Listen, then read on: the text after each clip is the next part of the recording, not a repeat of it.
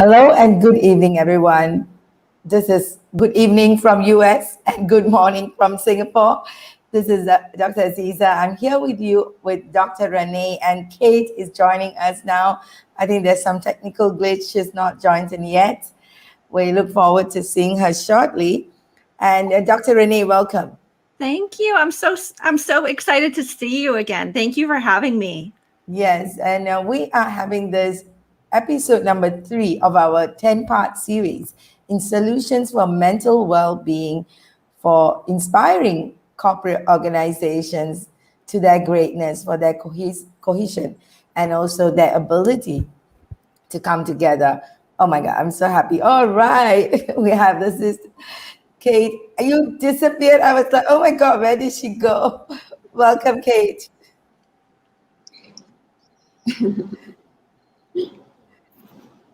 Can you hear us? I can hear you. All right. A warm welcome. And this is going to be an exciting conversation we're having with Dr. Renee. And on every Mondays and Fridays, we come to our friends in LinkedIn and also in other social media to discuss and also explore what are the possibilities are there for corporate organizations to embody a better health, better mental well-being, better health condition, and work in a more productive and effective way for a higher productivity, for that matter. So I would love to, start off the conversation. I think there's some background noise, Kate. Yeah, thank you. So I want to just get into some concrete conversation, because we talked in Go Global Business School about the 5 intelligence framework that we work on conscious leadership. And Dr. Renee, you are a specialist in spiritual and emotional intelligence. So we wanted to really tap into your wisdom in this. Are you ready to have this session with us? Absolutely. I'm so excited. These are 2 things that are so important to me: spiritual growth and emotional well-being. So thank you. This is perfect. Thank you. Kate, do you want to do an official introduction and share with us yourself on this? Absolutely. Hello, everyone. Dr. Renee is a sought-after educational psychologist, spiritual mentor, author, humanitarian, and global teacher trainer. She unites the spiritual aspects of the human experience within the framework of modern psychology. As a result, she dedicated her life to the research of emotion regulation and emotional fluency for children, adolescents, and educators. She is an associate professor at the University of Akron. She is the author of her first novel, The Unbecoming: The Journey Within. Additionally, she is the founder and CEO of the Inner Revolution community, which provides drum roll, innovative and emotionally authentic support for individuals, children, and families in developing a higher sense of knowing all over the world. Dr. Renee's practice embrace heart-centered living, stress reduction, mind-body spirit alignment, and she is also the divine mother of 2 beautiful children. Dr. Renee, welcome to our studio. And I'm going to go mute. I'm at the cafe. I'll hold space for you, ladies. Thank you so much. Really, really. When we hear that kind of a profile, we just know that we are in for a treat. So, tell us, Dr. Renee, right now in the world, as it stands, people are not even going to the office in many countries. And the corporate has the organization, how big they are, for example, even Google and Facebook, they have decided, part of their work being outsourced, or rather home sourced right now. Everybody is working from home. So what do you feel the emotional state is for organization, and what are the shortcomings right now that employees are facing? Oh my goodness. It's such an interesting time, because I feel as though we have known all of this long before the pandemic. We knew that individuals were struggling with their emotional and mental well-being, but we didn't have policies really to look at those in the deep way that we should have. Many times, we have employee-based benefits available, and oftentimes employees didn't even realize they had those until the pandemic. And then they were grateful that some of them were able to go and see a counselor, even if it was telehealth counselor, they had these employee benefits for their mental and well-being. So now with all of us, possibly going back to work and in some sort of hybrid fashion, or I know we're going back to the university face-to-face this fall, we're facing a lot of things. We're noticing that we are all very exhausted.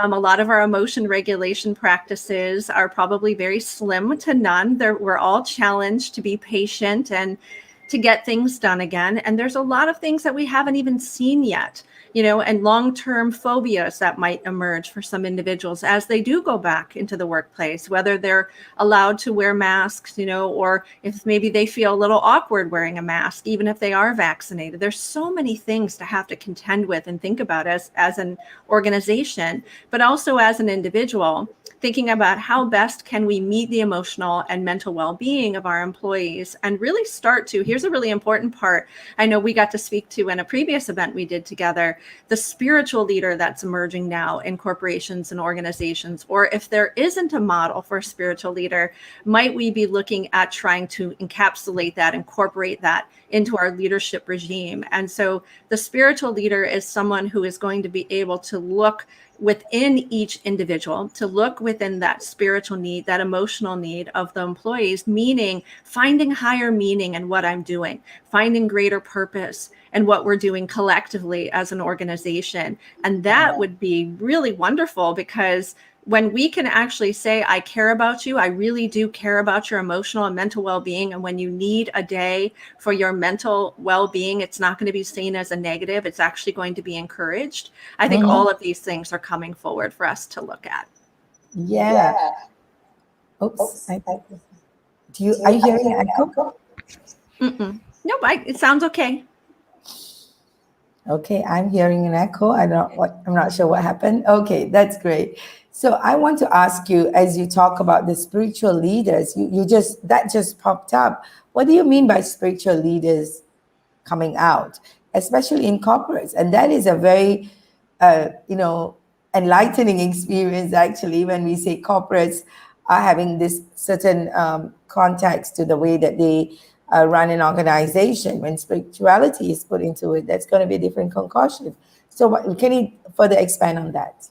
Absolutely. So when we look at history of organizations from about the 1980s, we've all kind of gone through these very specific movements. The 80s were very much the cognitive revolution of the world. The 90s were the emotion revolution. The early 2000s to the present has been this sort of evolution into the individual, an integrative approach to emotional and mental well-being. But it really didn't go off. It really didn't catapult the way that the emotion and the cognitive revolutions did for the amount of research that was being conducted worldwide.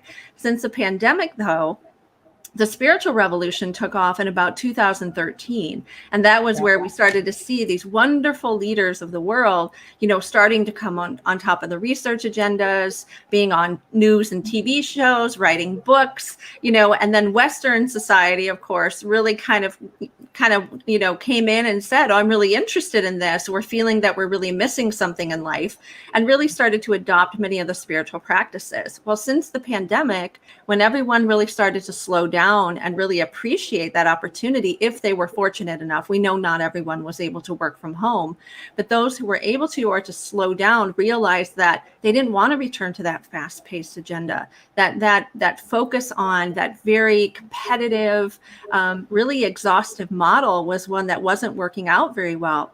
And so as individuals adopted more spiritual regimes for their personal life, they're now starting to look to their leaders to be a role model of the continuation of those practices within the workplace. And we're not necessarily talking about, an idealized religious set of beliefs or anything like that, but more of the transcendent spiritual approaches that many people have looked to for their emotional and mental well-being, whether it's meditative practices or relaxation, mindfulness, those kinds of things are things that employees are really going to look to their leaders to be role models. And also they're going to be looking at organizations. So here's a big thing, as organizations think about whether or not they want to incorporate these into their practices, some already are, some are already thinking about it. And those are going to become very competitive for employees, for places as they start to look, they're going to want to work in those kinds of places. So, again, we have to be very wise if we don't want to lose our workforce. We want to make sure we're attending to the needs of our employees by stepping up as leaders ourselves, really exemplifying that, using the language as a spiritual leader, meaning, I care about your well-being. Let's have breaks throughout the day for meditation, or breaks, even a 5-minute break. Like in schools, we have brain breaks, right? We have those kinds of moments for our children. Why do we not have those for our adults within our workplaces? May we have special places for them to go for relaxation or just a moment of meditation. Those kinds of things are going to become really, really important. Yeah, I feel like that part is where we discussed that the last session as well, where we want to set aside a specific time and space for people to be interacting with the, within themselves, having a timeout and having that regular break to and empower them to get them into their centeredness as all these chaotic situations come in.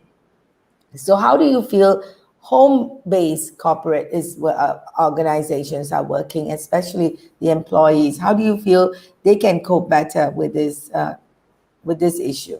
Oh, well, I know, having been a mom, at home with my 2 children, where they're at school online and I'm over here trying to teach my classes online. And there's a lot of lacking solitude or quiet, and there's a lot of movement in the house.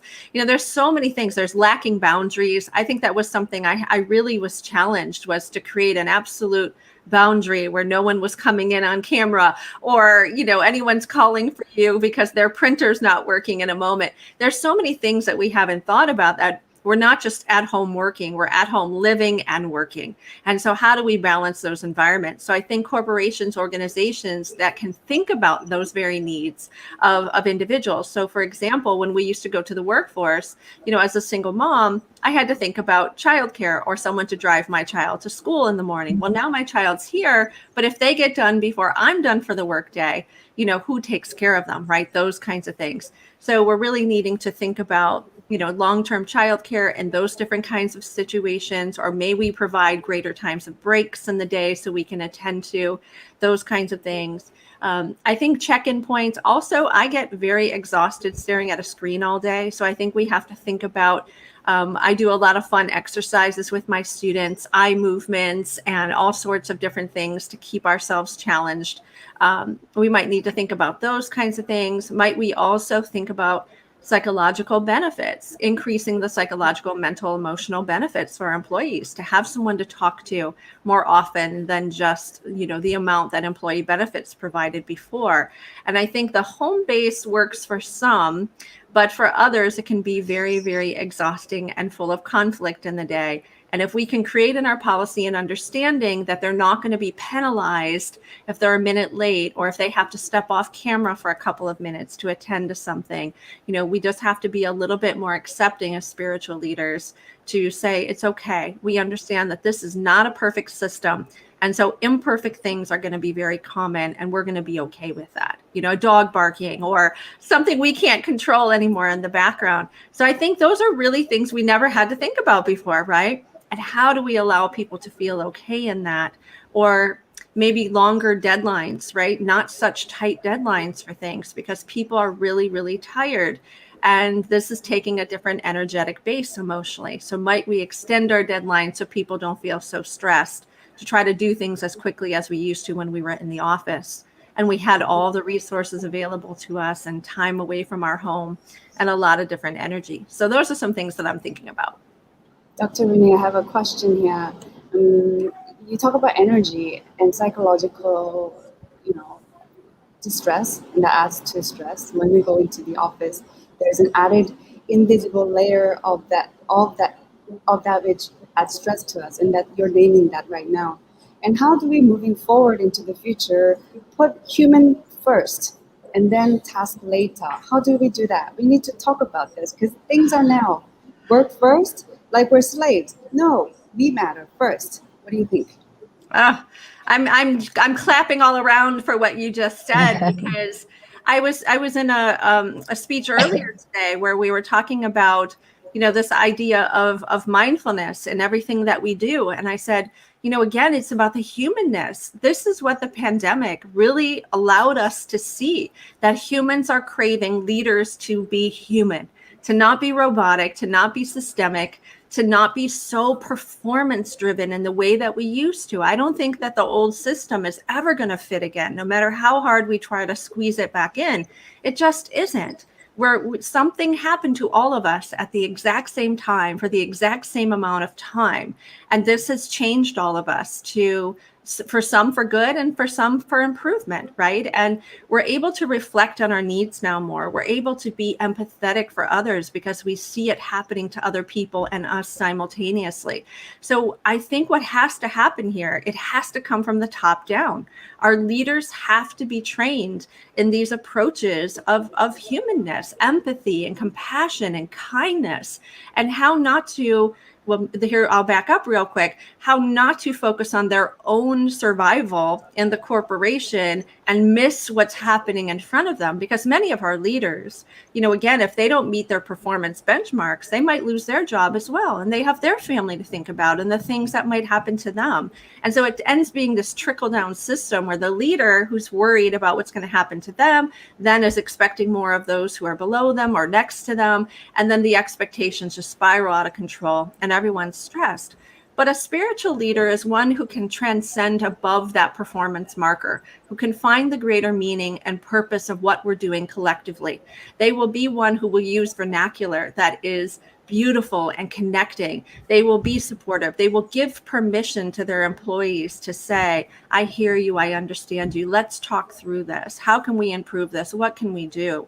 And also to be able to challenge those above them for the health and benefit of those who work for them. And so I think it has to start there. Now, as a higher ed professor and administrator, one of the things that we're doing is changing our curriculum quite extensively in our higher ed administrative courses, our organizational leadership courses. We're really starting to incorporate the spiritual leader component because it used to stop at the transcendental leader, right? And now we're seeing the spiritual leader being just a little bit outside of that box. We're teaching that now to our students as we come back this fall.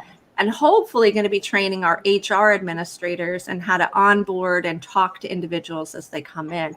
But we still need metrics. We still need technology to measure these types of things. And I'll end on this because this is what I dream of. So whoever's listening to this, if you know how to create technology, this will probably be the greatest thing you could do for the world, is help industry create something for human resource that when an employee comes in, they can be honest with everything, their mental health needs, their emotional needs, their parental needs, their social needs. Not everybody's a social butterfly when they come to work.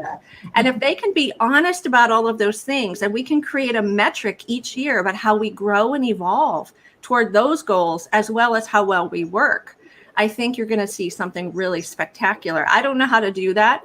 I just dream of it, but I think somebody out there probably will. So, thanks for that. I know that was a lot. That's okay. We got it. So, Dr. Renee, thank you for calling out. The key word I heard is transparent leadership, transparency in organization, and you gave us an idea for the business entrepreneur coming up. This question to you, back to Dr. Azeeza. You're running Go Global Business School. How do we merge what you're doing with what Dr. Renee just dropped as an idea that we can really benefit humanity? Well, I have to tell you, one thing I want to talk into and then jump into this question was when we are looking at these different hierarchies, the most affected is like the guys who have to report to the board, the management and the team and the employees. So these guys are sandwiched, and they, the confusion they get into, with results and KPIs versus the welfare. So that is the kind of situation that they are stuck in, and to rise above that, to put the foot down and tell the board that this is beyond. I feel that is quite a bit of struggle that goes on in that space. And I think we need a lot of empathy for them more than anybody else, especially when they are stuck and emotionally not able to, cope up with the kind of deadlines and all of that set in. That being said, benchmark, and like what you said, Dr. Renee, that is like a very refreshing idea. of, having to check in and checking in to people that we care about. That speaks volumes of a business leader, a conscious leader coming into their space of clarity, that their space of owning up. This is my community, this is my company, these are my people, and how can I serve them better? And with that kind of an app, and really calling in people to say that, okay, this app will have this kind of refreshing ideas of like acceptance and knowing that these people are operating here, and what else can happen in order to support them to further enhance their life. I think that will be a very refreshing one. We should take this outside of the what do you call the LinkedIn? I mean, this live, because I think Kate has got some amazing project brewing, and this can be one part of the ecosystem that she's putting together, reaching out as well. Yes. I see conference papers and publications on this for sure. This is so needed. And I think that organizations are really looking, they just don't know exactly how to do that necessary step. And the other thing that we have to really be cognizant of is that we assume everyone understands emotional awareness, emotional intelligence, emotional management, emotional regulation. How many of us knew that as young people? We didn't. We had to learn those things. And so we have a responsibility as spiritual leaders ourselves to ensure that those training models are in place so people can feel safe and they don't feel as though they should just know how to be all of this. And some people are going to have a greater propensity toward emotional management. Others are going to be greater at emotional awareness. And we don't have to force people out of these pockets of emotional intelligence, but use them to their best advantage. So those in HR definitely should be skilled in these aspects. Those in conflict resolution can be skilled in this aspect of emotional intelligence. And we can put people strategically in our organizations with a variety of emotional well-being skills and really see people move throughout the process of their time with our companies and really enjoy working, and enjoy it and not feel ashamed that, my children tell me, Mommy, I need a mental health day this month. That's what they said to me one day. And I said, wow, okay, that's a great thing to request. And how could I deny it? When they came to me, they requested it and they told me why they really needed it. And I felt it was important for them to have that day. I think our employees would love to feel like they could say that without worrying that they're going to lose their jobs. And that would really be really important. So here's a simple idea, Dr. Renee and Dr. Azeeza.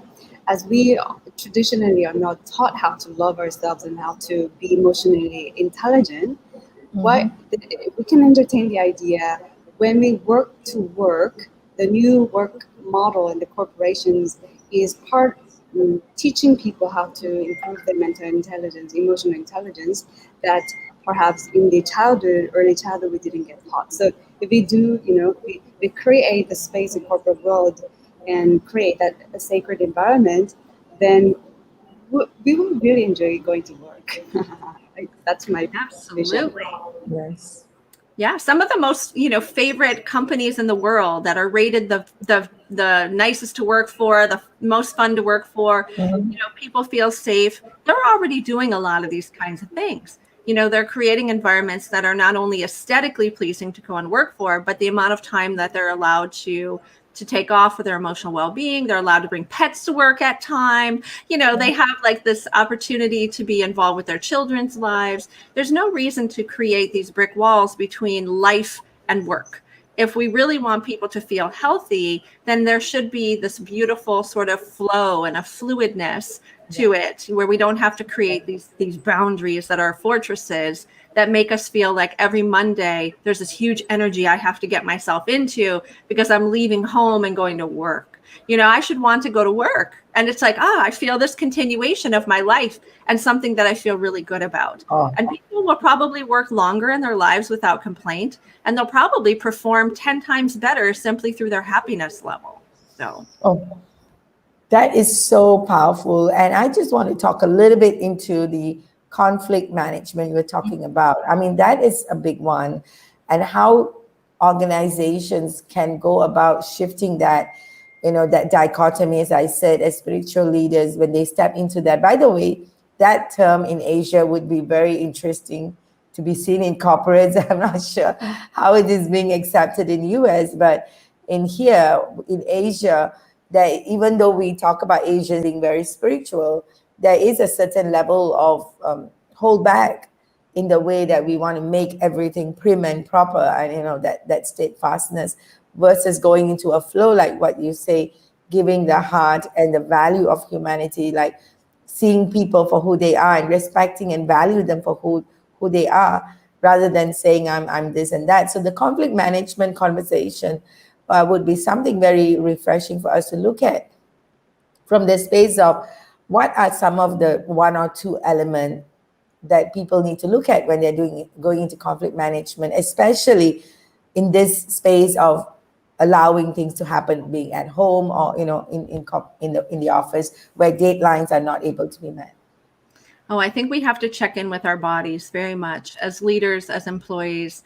We have to be able to look at our own well-being, and when we're thinking about showing up to be able to engage in any conflict or negotiation process. Again, I think that what we're going to have to become really equipped in is how to help people gain a sense of awareness over their own well-being and where they are. And so that they come into situations, if a problem does arise with performance or mastery or behavior or something like that, as one is able to check in, one can feel very honest about, yes, I am needing to do this better, or I am needing to ask for help, or I am needing support with this. There won't be so much of that shame and guilt that sort of comes, or that hiding how I really am feeling or what I really need because I'm afraid of the response I'll get. Again, when we can have those processes in place when employees come in, that they know these are the things that we're going to check in with you for. So if conflicts or issues arise in any field, people are going to already have that capacity to know where they are in their own performance benchmarks. And then you simply are just going in for a meeting, looking and comparing and saying, how do we move past this? Very goal oriented. How do we improve this? But it's a very humanness. And I can understand the hesitation in other cultures around the world, because we've only known one model. We've known to work hard, to, go with the grind, to become exhausted, to burn out, to hire other people. And I think that, when we really look at that from a long-term perspective, it's far more expensive to keep rehiring new employees over time and to pay for all their medical bills than to keep a staff healthy and have them work for you for the long run. I think that that's really going to be advantageous to challenge us all to say, what is it we really fear? Is it just changing, or is it really embracing a very healthy system? And that might be a place that we can start at. I'm thinking like a global conference of leaders all over the world to talk about what are their fears, what are their worries, and really allow them that opportunity of transparency. Because when one can address their fears, they're more likely to want to walk through them than if they're not able to share it, no matter what others' perspectives or opinions are of them. So according to my research on startup here, Pitch Deck, the companies listening in right now, you guys can save a lot of money by doing what we're talking about here. A lot of money. Yeah. Yes. So much money. I don't even know. I mean, I don't do that kind of research to know, but I will tell you, I can imagine, again, I feel very fulfilled where I work because I have a supervisor who checks in with us. She is so compassionate, so kind, so loving. I never feel afraid of anything I need to ask for. Even if she can't offer it to me in that point, she says, I'm sorry, I can't do that right now, but I will check in another time, or here is another option for you. She's such a wonderful, goal-oriented, problem-centered leader. And I feel wonderful. I haven't felt like this in several years. And I shared that with her recently, and so did many others, that we really feel great. We've been more productive in the last year and a half, despite the pandemic. We've been creative, and there's less of us today than there was before. We had a massive layoff last year because of the pandemic in the university. And yet we're doing better. We're actually, revenue's increasing, enrollment is increasing, and we have less staff.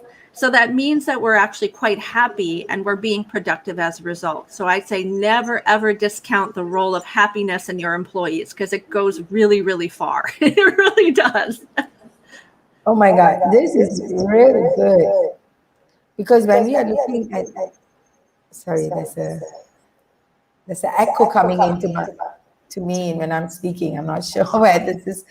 Anyway, so when we are looking at these dynamics of what you just said, especially for the spiritual leaders, they are having all this heart and everything. the need to balance comes in. And then there is the other side of the conversation where people will say, oh, will you be taken for a ride? I feel like this is a whole different conversation we can get into. We can really go there.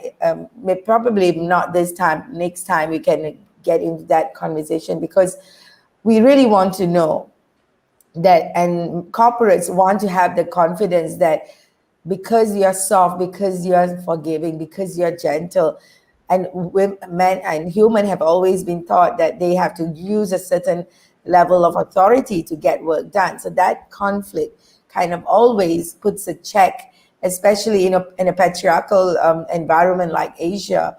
It's like, that has been the driving factor, and that's, my God, that's a different dialogue that we need to have again. So that is like half an hour we've spent together. And Kate, what do you like to add on, and what Dr. Renee has said, and moving forward? Yeah, I trust that the audience picked up what Dr. Renee and Dr. Azeeza and I've shared intuitively and cognitively. And I feel complete, I can talk for hours on this. The 30 minutes is sweet and simple. Thank you very much. Yes. Oh, thank you. And yes, I would love to have that conversation about that idea, that stereotypical misconception of a heart-centered person, because I don't think anybody would ever challenge the idea of Thich Nhat Hanh being too soft. I think he has beautiful boundaries and can probably solve many political agendas any day, right? boundaries, and how you interpret it is how it is. So let's have those conversations again. So this is our third series of 10 of the solutions for mental well-being and for organizations to be inspired to increase their productivity and performance. And of course, that leads to profits in organizations. So we do have, this is a project of Go Global Business School with Life of Emerald. So we are very happy that Kate and I could bring Dr. Renee and many others who will be joining us in this show to tap your brain. And if you are having any questions with regards to your organization, do leave it in our chat box and communicate with us. We'd love to hear from you. What are you feeling about the show, and what else we can give you? What other details do you want to hear from this regular session? So that's, but right now, Kate, you want to just give your closing address? Yes. Everyone, tune in to Friday show. It is at 3:30 p.m. Singapore time. And we're going to do some reflection and tell stories from our personal experience. And we have one guest joining us on Friday. And so, Monday, Friday, we're here for 3 more weeks. And Dr. Renee, thank you for, bringing your life acquired wisdom and knowledge and information here, really compassionately sharing with the world audience, whoever is watching in.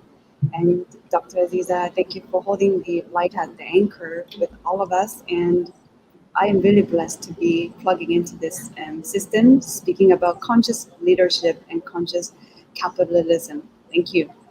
Thank you so much. And thank you, Dr. Renee. It was a pleasure and honor to have you with us and share with us your light and your wisdom. We look forward to having you again. Thank you so much. It's such an honor. Anytime. Love to be here. Thank you. And thank you, everyone. We're wishing you a blessed week ahead, a productive and uplifting time with us together. And I'm sure this is going to be an awesome one. See you on Friday.